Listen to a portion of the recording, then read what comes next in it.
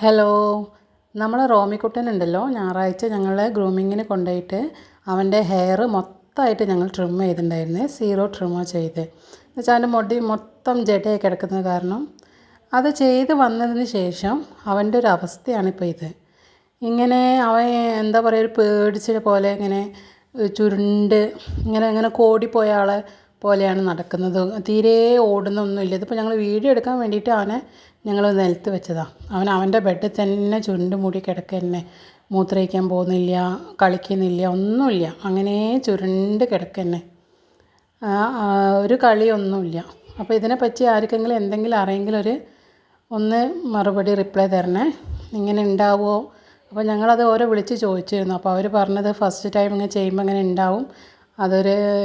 ഇങ്ങനെ പല നായ്ക്കൾക്കും ഇത് എന്താ പറയുക, ഡിപ്രഷൻ പോലെ ഉണ്ടാവും എന്നൊക്കെയാണ് ഗ്രൂമിങ് ചെയ്ത് അവിടെ നിന്ന് അവർ പറഞ്ഞത്.